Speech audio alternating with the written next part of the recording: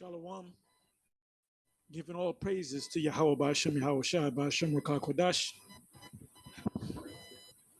Giving all praises to Yahweh Ba'ashem Yahweh Shai Ba'ashem Rakah Kodash. I'm going to title this video Christianity Code for the Doctrine of Discovery, a fulfillment of Revelation chapter 20.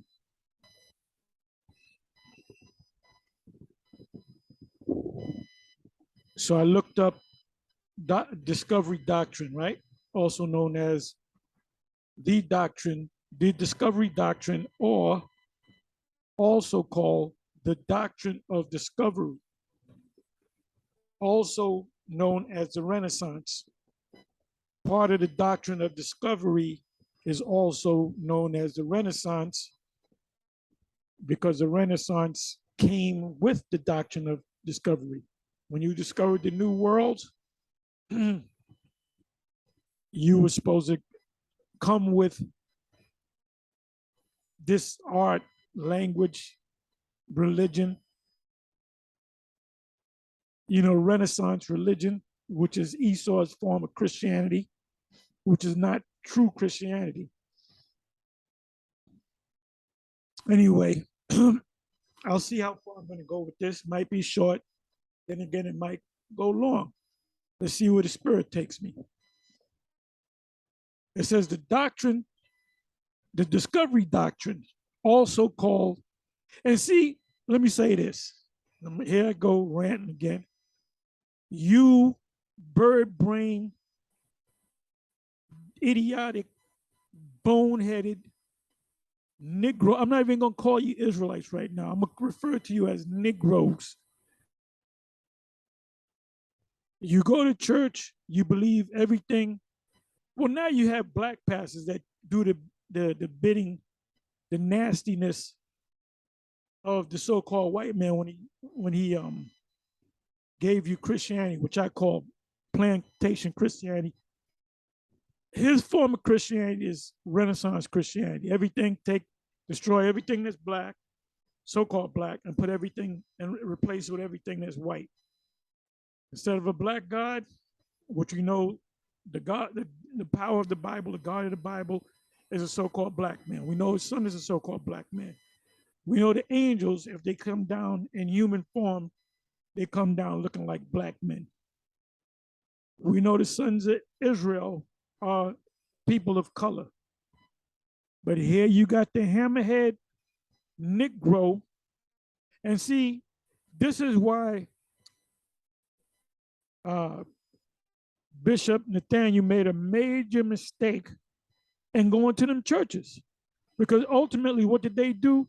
They attacked you. They physically attacked you. One old Jake pulled a 9 on you, held it sideways to some of your men's head. You put your men in grave danger doing that stupid move. And Geno Jennings, you surrounded his church. You used, that's clearly intimidating. You got a bunch of old people up in there, old stupid Negroes up in there. And here you're going to surround the church. But one church said, nah, it ain't going to happen at this church. Because we got 9s. And then and mainly was in women. They said, fuck these niggas in the purple and gold. We gonna fuck them up. Yes, sir. Anyway, you can't wake up the dead. What you be better off marching around the cemetery and preaching to them. Get a better response. You won't get no pushback. Here you are trying to wake up deadheads. They don't understand. A lot of them can't read. And the ones that could read don't read. They don't go into history. The churches don't go into biblical history. They don't go into the image of the so-called white Christ. They don't do that. We do that. And so the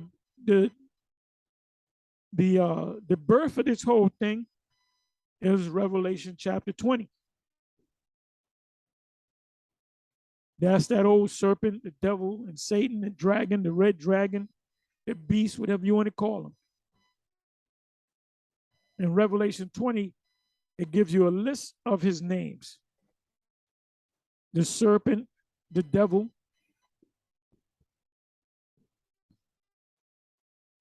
So it says here, this the discovery doctrine, also called the doctrine of discovery, is a concept. And I didn't write this. I don't own Wikipedia. I don't control.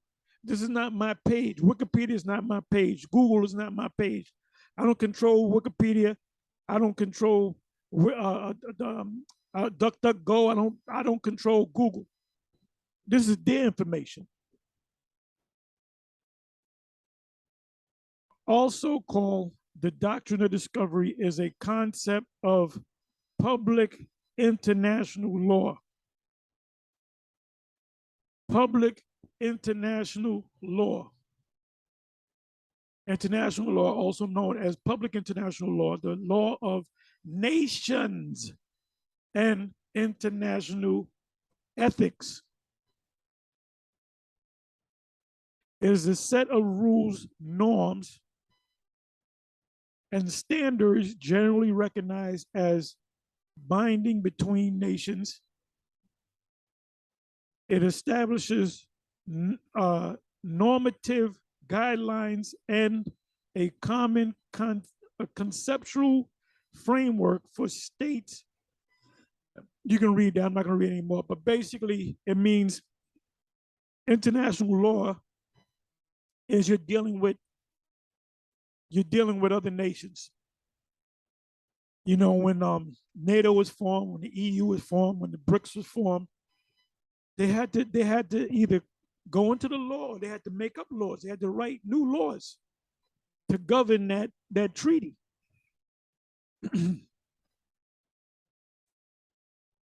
So it says that also called the doctrine of discovery, is a concept of public international law that was promulgated by Christian, keyword is Christian, really the Antichrist, because they're against the Messiah.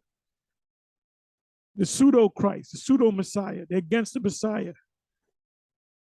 They crossed out the true Messiah, which is a so-called black man, Revelation 11:8 on down. They crossed him out. And what did they replace him with? Their version of the Messiah, which is a so-called white man. And here it is, August 11th, 2022, year of Yahweh Ba'Shem Yahushai, Ba'Shem Yahweh Ba'Shem Yahushai turning up, Ba'Shem Rakah Kodash. Because the Rakah Kodash is turning up too. It says that was promulgated by Christian European monarchies. Christian monarchy or monarchies. Monarchy was the prevalent form of government in the history of Europe throughout the Middle Ages. Now, the Middle Ages, we may go into that. Middle Ages was when we was in power, and we were in power at that particular time. And I might look that up. Only occasionally competing with communism, notably in the case of maritime republics and the Swiss Confederacy. Let me see if I can grab. Oh, wait a minute. Let me see if I can grab this. Middle Ages. Let me see if I can grab this. Now, you know what I'm gonna have to do? Let me click on this. Bear me for a minute. Middle Ages.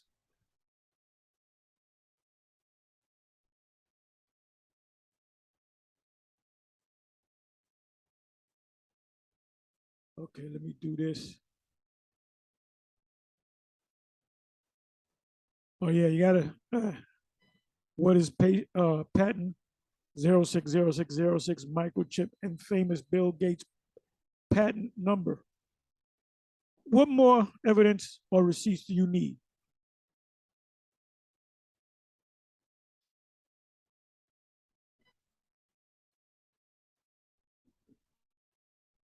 Let me do time period.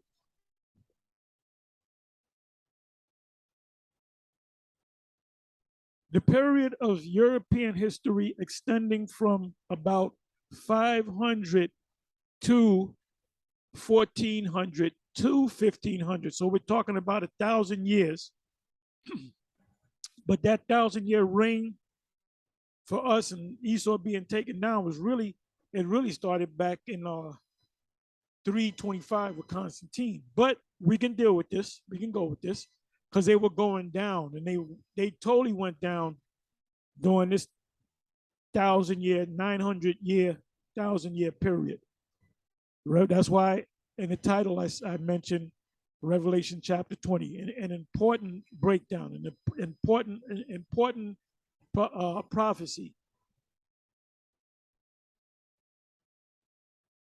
So we had rulership. Really, if you want to go deep, if you want to get technical, we really ruled for almost about 1,300 years. But we were rooted in this thing 500 years up until the late 1300s, going into the mid to late 1400s. That was a solid 1,000 years. So the Most High wasn't lying when he put the wrap that damn chain around that devil for 1,000 years. Esau doesn't have power. The Most High, Yahweh Bashem Yahweh Shai, Bashem Rakah Kodash, has the power. He set us up kings and brings kings down and set up new kings, sets up empires. What is that? Daniel 4, verse 17. And he ruleth in the what? He ruleth in this world, the kingdom of men. The only reason why Esau came into power is because the Most High allowed him to put him in power to fulfill prophecy. You are nobody. As Michael Jackson told Wesley Snipes in Bad, you ain't nothing. You ain't nothing. Anyway, it says the period of European history extending from about 500 to 1500 CE, which means common era, is traditionally known as the Middle Ages, is also known as medieval times. It's also known as Dark Ages. The term was first used by 15th century scholars to designate the period between their own time. They're telling you right there, they're talking about their own time, meaning when Esau came in, right? And the fall of the what? Of the Western Roman Empire. Remember, you had the Eastern Roman Empire, which was ruled by Jake, which stayed in power. You had the Western Roman Empire, which was ruled by Esau and Jake, but they lost their power. So we were in power during these years. That's a solid 1,000 years, and then some, another 300 years.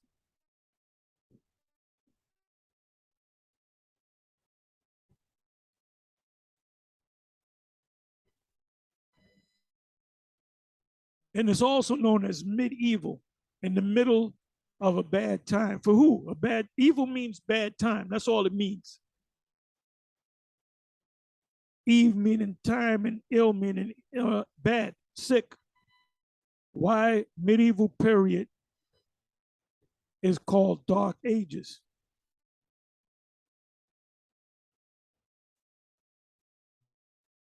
Some scholars perceive Europe as having been plunged into darkness.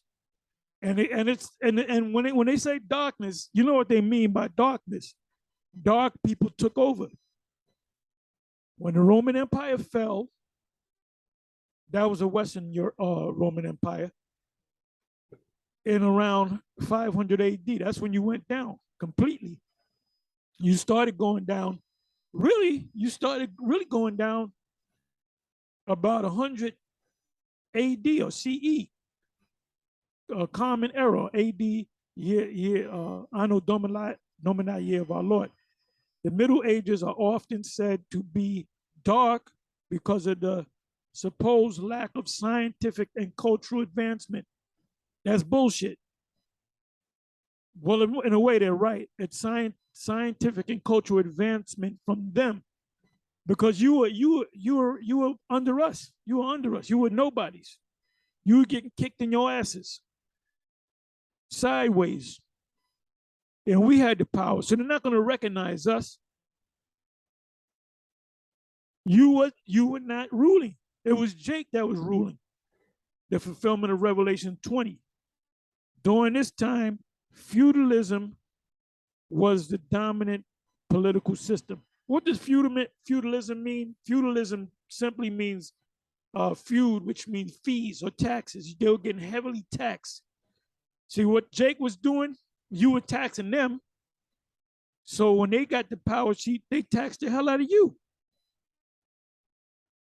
This system that you call a democracy, a republic, is really a feudal society. Why do you think they hiring almost 90,000 IRS agents? Because they're going to tax the hell out of everybody. That's called feudalism. And I understand why they're going to do it, because they want to try to save this system.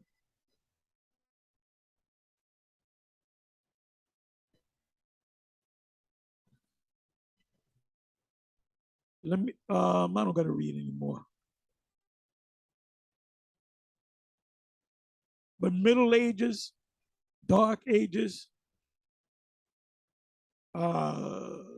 medieval times, that was about 1,000-year period when they said, right here, they said the Middle Ages are often said to be dark because of a supposed lack of scientific and cultural advancement. Yeah, because they wasn't there to experience it. They were getting their ass kicked. They were working. They were slaves up under us. And when we got taken down, there was still Jakes that were in rulership. When Esau started going down, that was from 325, Constantine, which was a Jake, sat on the throne and so forth. And Esau started going down. Esau was pretty much buried and no more. That was between this time period right here. But it said they were going to come back up. So let's come back over here.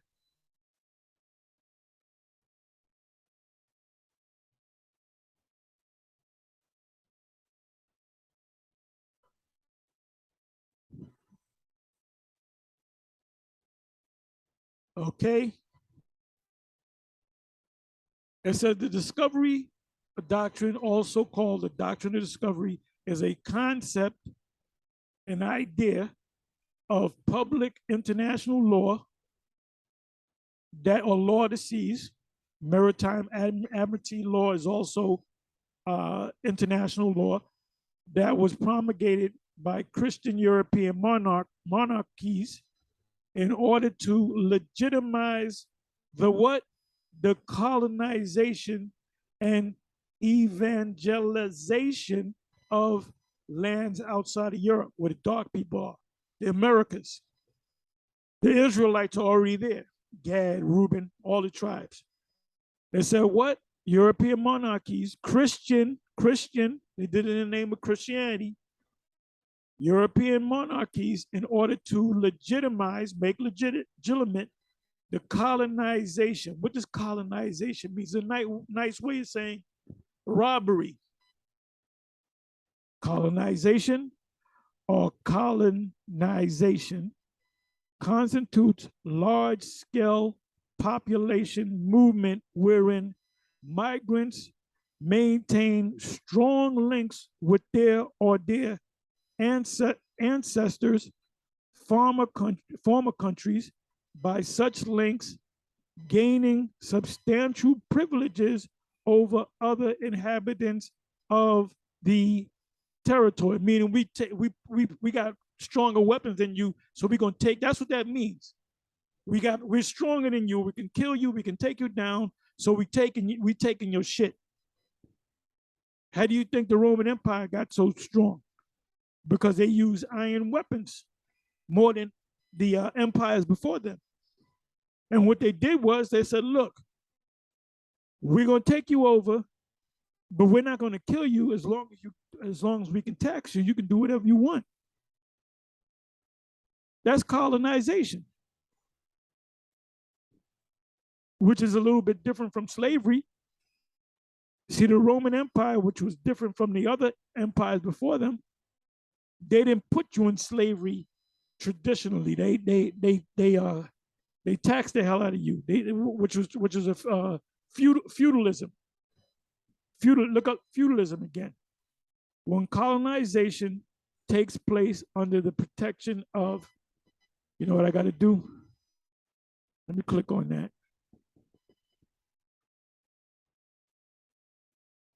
When colonization takes place under the protection of colonial structures, it may be termed settler colonialism. That's what they did when they came over. The 13 colonies was what? Colonies is a nice way of saying we robbing your land because we're stronger than you. So the original Christianity from Europe, they didn't come in the name of love and peace, love your enemies, and and so forth, and all that good stuff. These were devils. That's why they're being revealed right now. This often involves the settlers dispossessing indigenous inhabitants. That's a nice way of saying the settlers, these people from another part of the world, came to your world and took your shit. Or instituting legal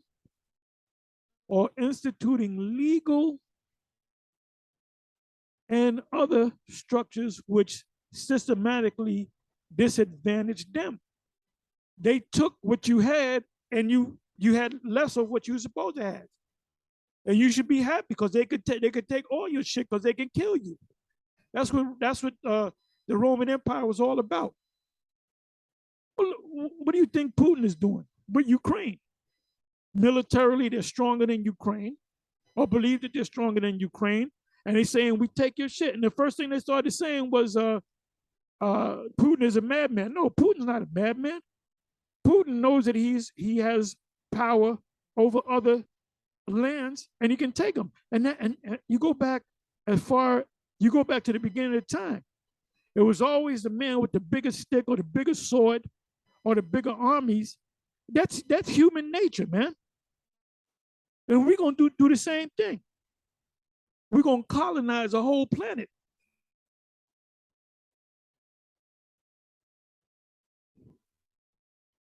Let me read a little bit more. Colonization can be defined as a process of establishing foreign control over target territories or people.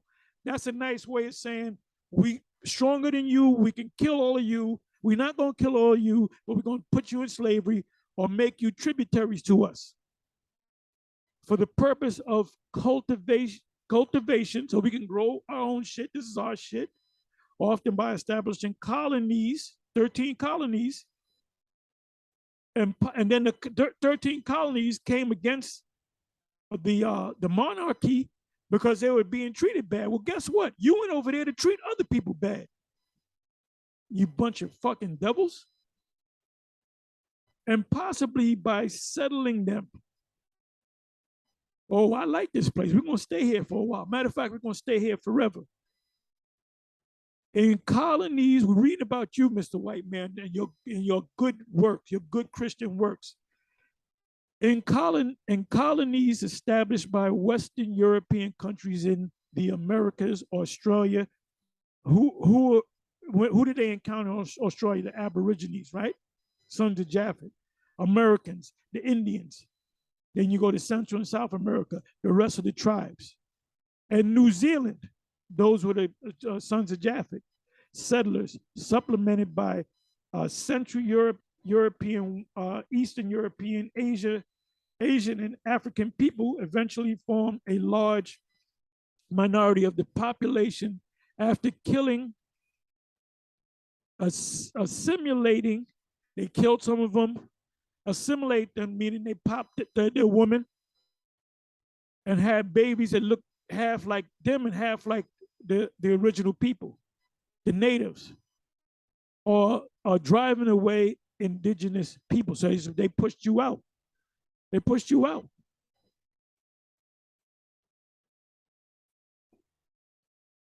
So let's come back over here. Discovery doctrine. Lands outside Europe between the mid 15th century. That was the end of the Dark Ages, as they called it. They coined it that. Middle Ages, Dark Ages, medieval times. A century in the mid 20th century, this idea called European entities to seize, a nice way of saying steal is seize, right? Oh, we just seized you. We didn't steal, no. We seize the land. That's what we do. That means steal. Seize lands inhabited by indigenous people, Gad, Reuben, the rest of the 10 tribes, under the guise of discovering new land, meaning land not inhabited by Christians. So when they went over there, they said if the tribes would have said we're Christians, which they were, if the tribes would have said we're Christians, they couldn't do nothing to them. They asked them, are you guys Christians? Well, what's a Christian? Okay, we can kill them. And we can take their land because they're not Christians. That's how the devil operates, and he hasn't changed. Let's get a little bit more of this here. History. The doctrine of discovery emerged during the age of exploration. The age of discovery, as known as the early modern period, was a period largely overlapping with the age of sail. Yep, because they sailed to the New World, approximately from the 15th century to the 17th century in European history, in which seafaring Europeans explored regions across the globe. They took the whole world. In 1452, Pope Nicholas V issued the papal bull Dom Diversas, which authorized Portugal to conquer Saracens and pagans, because they called you pagans. What's a Saracen? Saracen was a term used by European Christians during the Middle Ages to refer to Muslims. Usually, oh, y'all Muslims, kill them. During the Middle Ages, to refer to Muslims, usually Arabs, Turks, and Iranians, which are Persians. The terms meaning involved during its history of usage in the early centuries of Christianity. So Christianity was all about what? Conquering nations, enslaving them, raping their women, and putting them into slavery and killing them and taxing them. That's what Christianity is all about in the name of their Christ. Both Greek and Latin writings use Saracen to refer to the people who lived in, I'm not going to go further into it. Saracens were not Europeans. They were basically Arabs, Mohammedans, pagans. That's the rest of them. They deemed the tribe of Gad, the tribe of Reuben, the tribe of Issachar, you know, all throughout Canada. You had Gad all up in Canada, Central and South America. You had the tribe down there. They deemed them all as being pagans. So look, they're not Christians. So guess what? We can kill them and take their land based upon the good Pope Nicholas V, who issued this papal bull. And there was a series of papal bulls. It says newly, where am I?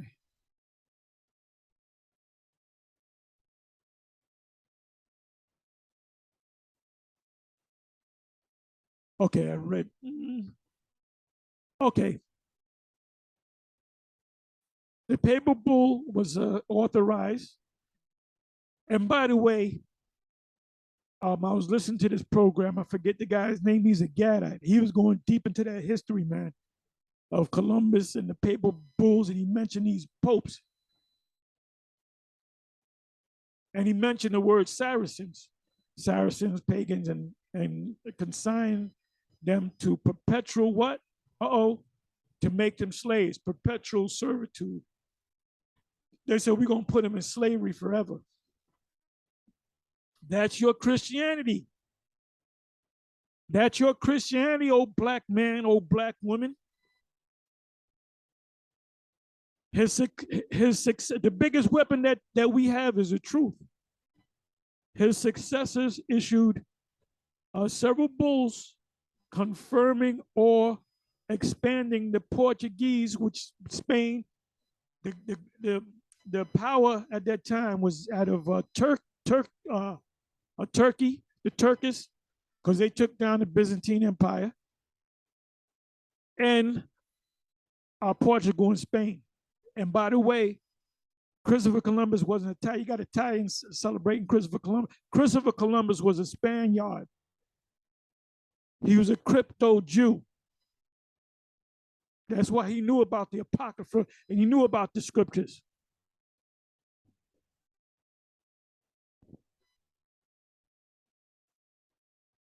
It's a right to subjugate non-European peoples, anybody that didn't look like them, in newly explored territories, Canada, the US, Central America, South America, and then the rest of the world that they discovered. On May 4, 1493, Pope Alexander, Pope Alexander VI, do we know this guy? Who's this guy, Pope Alexander VI? Let's deal with this guy, Pope Alexander VI.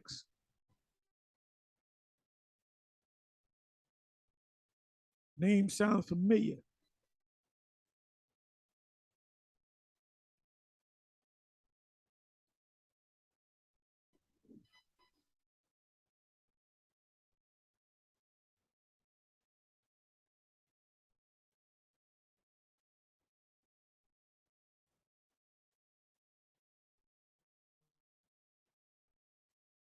Oh, children, Caesar Borgia, Lucrezia Borgia, and more.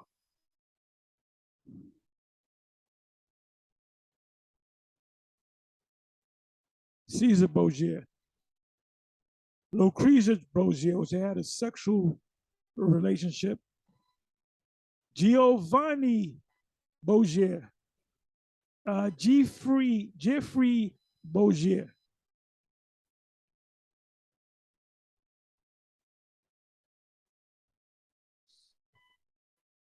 So who's Pope Alexander VI?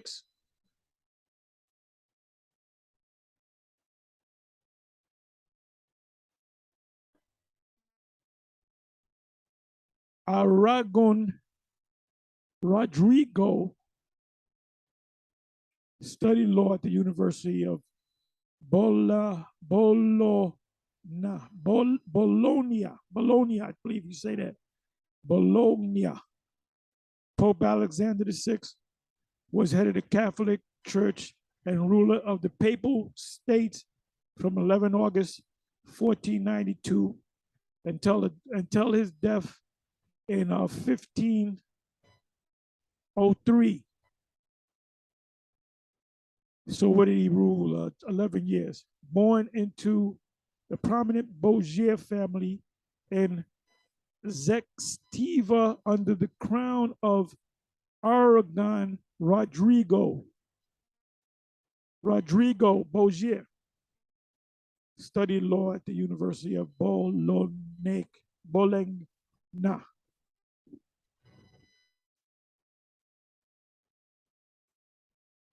So let's come back.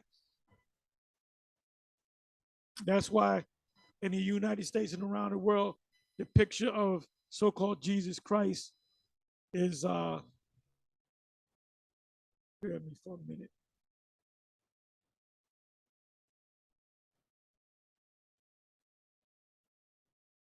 Okay, we're back over here. Is Caesar Borgia. I told you, I told you, IUIC, you ain't got no business going to them churches. You'd be better off going to cemeteries, man. At least no, in a cemetery, ain't nobody gonna pull a 9mm on you. Ain't nobody gonna take a shoe off and try to put a hole in your head. That was a stupid move. I know you mean well. The Most High is only dealing with the elect. If we don't go to them, the Most High is going to lead them, the elect, to us. So it says here, going into history now, Pope Alexander VI, Rodrigo Bourgeois, issued the papal bull known as Inter Terra.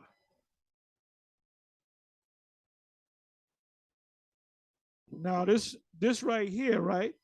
This is about them taking. I already knew about the Americas, so this was about them taking over South America. That's why everybody that lives in Central and South America speak what? They speak Spanish, because it was the Spaniards that took them over, the conquistadors, and they took the middle, not the middle of Florida,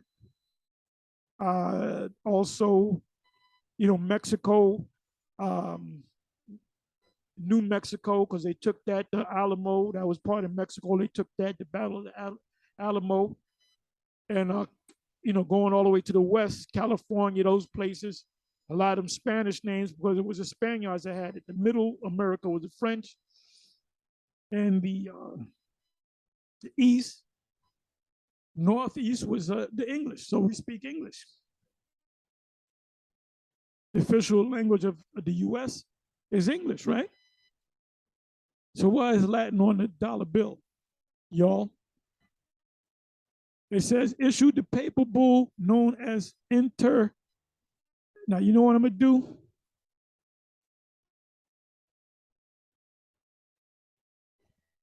I can't hardly see that.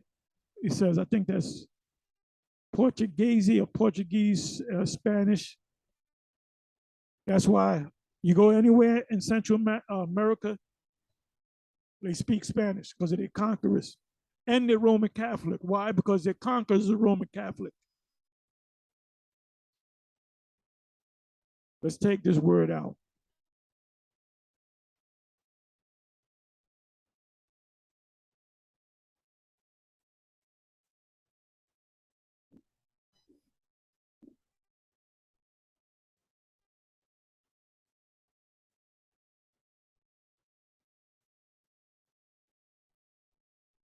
Okay, let's pronounce it.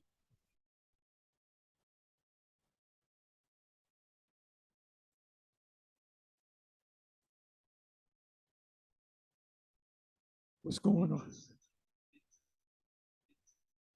Intercetera.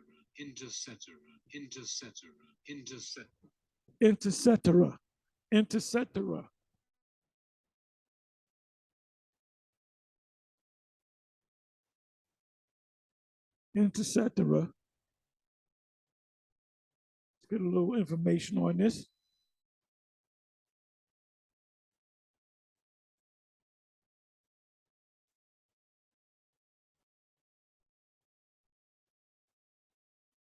the hell?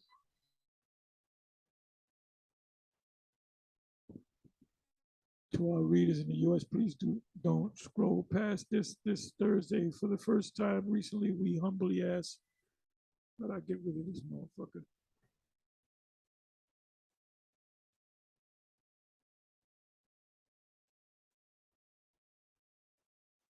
Okay, I didn't want to give him nothing. Fuck, hell the hell with him. Intercetera, right? Intercetera, among other works, as a papal bull issued by Pope Alexander VI on the 4 May 1493, which granted the Catholic monarchs King Ferdinand II of Aragon and Queen Isabella I of Castile all lands to the west and south of a pole to pole line 100 leagues west and south. So what was west of Spain? Over here on this side of the world, the Western Hemisphere, west and south. This is west. Up here you got Canada, you got the US. So this is west and south. That's why you see this map here, which granted to the, so these Christians, the true Christianity is about being a thief, man.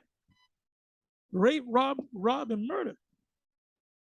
Catholic monarchs, King Ferdinand II of Aragon and Queen Isabella I of Cat. And by the way, when a man and a woman got married, they had high office. It was out of convenience to grow there. Sometimes empires got bigger when you had one empire that a woman was monarchy and another empire, and they had talks, and they married. You know, they got married, and then so now you have a bigger kingdom. They said all lands of the west and south, which is America. America is the uttermost west, and south is all the way down South America. Because they already knew this was in this was in 1493. This was a year after Columbus found a new world. So they said, okay, now we found a new world. We're gonna make this guy rich, and we're gonna take this. We already planned what we're gonna do. It says pole to pole, lying 100 leagues west and south of any of the islands of the Azores of the Cape Verde Islands, which is off the coast of Africa. And the Cape Verdeans are Jake that lived in that place west of, what was that? That's east of Africa. It said it remains unclear whether the Pope intended a donation or sovereignty or an infeudation to tax somebody or investiture. They didn't know what they're going to do. Should we tax them? Should we kill all the people? Should we put them in slavery? Should we bring them back over here to Spain? And that's what Christopher Columbus did. First act he did was he carried over 500 indigenous people to Spain and he said, these people will make good slaves. Let's grab 500 of them. This is in the name of Christianity. This is the roots of your Christianity. Rape, robbery, murder, adultery, feudalism, servitude. That's why the slave masters over here in America, they didn't feel guilty. They looked at it as this is God gave us this gift. This is a gift from God. But we can't put you in slavery. It says differing interpretations have been argued since the bull was issued, with some arguing it was only meant to transform the possession and occupation of land into lawful sovereignty. We're going to take the land, and that's going to be our land. In the name of Christianity, in the name of your Christ. Others, including the Spanish crown and the conquistadors, interpreted it in the widest possible sense, deducing that it gave Spain full political sovereignty into into Cetera, and its supplement. Do what is that? Do them sick. Now I gotta do them sick quaidem is a papal bull issued by Pope Alexander VI on 26 September 1493, one of the bulls of donation addressed to the Catholic monarchs Isabella I of Castile and Ferdinand II of Aragon, which supplemented the bull Inter Cetera and purported to grant to them all islands and mainlands. I guess it is September 1493, are two of the bull's donations. With these bulls purported to settle disputes between Spain and Portugal. Portugal came out of Spain. They did not address the exploratory and colonial, nice way of saying stealing, ambitions of other nations, which became more of an issue after the Protestant Reformation. Now you got a bunch of new thieves. These are Protestant, the Reformists, the Protestants, the Calvinists.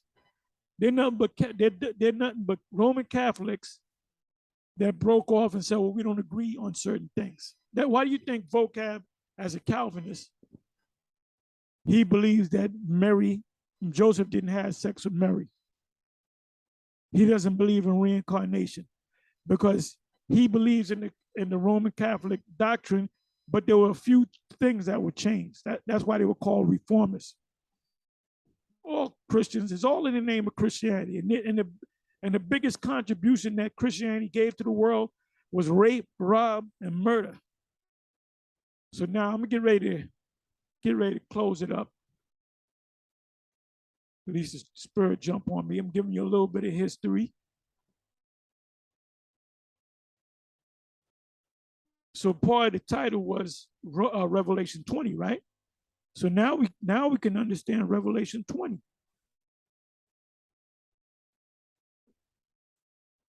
And I saw an angel come down from heaven, having the key of the bottomless pit and a great chain in his hand that represents Yahushua. And he laid hold on the dragon. Now, who's the dragon? We've just been reading about the dragon for the last, 40 minutes or so? Almost 50 minutes? That's a dragon. That old serpent. Why do you say that old serpent? Because these people, Alexander VI, Pope Alexander VI, Queen Isabella, King Ferdinand, Christopher Columbus, Torquemada, and many others during that time out of Spain and Portugal, they just go back to the devil. These people line goes directly back to Cain, to Esau. And he laid hold on dragon, that old serpent, which is the devil. And the Esau, the so-called white man, is known as the dragon, also known as the serpent, also known as the devil, also known as Satan, and bound him 1,000 years. That 1,000 years period was during the medieval Dark Ages, from 500 to about 1500, but really it starts at 325. So we really have more than 1,000 years. But when we got rooted in that 500-year mark, Esau had no power whatsoever. From the time of 300, going back about 200 years, they were losing power. Around about 500, they lost complete power.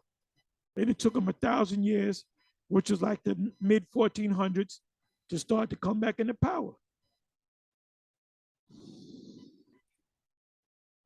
And none of these Christian theologians, these book writers, these Christian historians, these guys that do these commentaries, they don't know. They're not going to tell you that that's talking about. They're not going to mention Christopher Columbus and the rest of them. Third verse, and cast him into the bottomless pit, which is Europe, and shut him up and set a seal over upon him, that he should deceive the nations no more till 1,000 years should be fulfilled, the end of the dark ages. That's why they said there was no real scientific advancements during that time. Yeah, from you. You didn't figure out nothing. You were on the bottom. And you're getting ready to go to the bottom again. And after that, he must be loose a little season. When was he loose? During the time of the papal bulls, Christopher Columbus. I'm not going to read this whole chapter. I'll read most of it. And I saw thrones and they that sat upon them, and judgment was given unto them. And I saw the souls of them that were beheaded for the witness of Yahweh, not Jesus, and for the word of the Most High, and which had not worshipped the beast, neither his image, neither had received his mark. Neither had received his mark, as talking about now. This is getting ready to be fulfilled. Some of you shall be cast into prison for 10 days, right? Upon their foreheads or in their hands, and they lived and reigned with the Messiah 1,000 years. And that's that king, the first 1,000 years of the kingdom. But the rest of the dead lived not until the 1,000 years were finished. This is the first resurrection. Blessed and holy is he that have part in the first resurrection.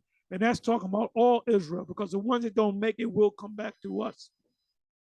On such a second death have no power, but they shall be priests, even the ones that don't make it. They're going to come back as newborn babies in that first 1,000 years, and the men going to grow up to be priests and kings. And but they shall be priests and of the Most High and of the Messiah, and shall reign with him 1,000 years. The saints of the Most High shall take the kingdom. That's the Israelites, starting with the 144,000. Satan freed. Now, when 1,000 years were expired, Satan shall be loose out of his prison. When did that happen? Christopher Columbus coming to the New World. And I'm going to read a couple more verses. And shall go out to deceive the nations which are in the four quarters of the earth, Gog and Magog, which is talking about from the time of Columbus coming to the New World up until now. That's why Gog and Magog is mentioned, because that's talking about Russia. So 8 verses happening right before our eyes. To gather them together to battle, the number of whom is as the sand of the sea. And they went up on the breadth of the earth and camped and compassed the camp of the saints about. The camp of the saints of Israel. The camp of the saints is also the land of Israel. So they're going to fight in the Great Levant. Something's going to happen that's going to lead all those armies in the Valley of Decision, which is the Great Levant, the Fertile Crescent in that region. And that's Joel 2. And the beloved city, we are the beloved city, but the beloved city is also a place as well. And fire, nuclear fire, came down from the Most High out of heaven and devoured them. This is getting ready to happen. And the devil, not the spiritual demon Satan, but the so-called white man that deceived them, was cast into the lake of fire. And that signifies America from a bird's eye or schematic, looking down on the earth, hovering over America, which is the fulfillment of Psalm 91. Only with our eyes shall we see and behold the reward of the wicked. So it's going to look at that whole place. The U.S. is going to be engulfed in fire. So it's going to look like a lake on fire. So this is poetic for, and they were cast into a lake. They would nobody picked them up and threw them in some fire. That's poetic. That means they're going to be engulfed. Where the beast and the what and the false prophets are, and shall be tormented day and night forever and ever. That's talking about slavery. It's going from that point on. The ones of you that are left, and we gathered the whole world around and put them in shackles and chains, starting with your leaders, Psalms 149 and 5, we're going to put you into captivity. Anyway, with that, I'm going to say shalom.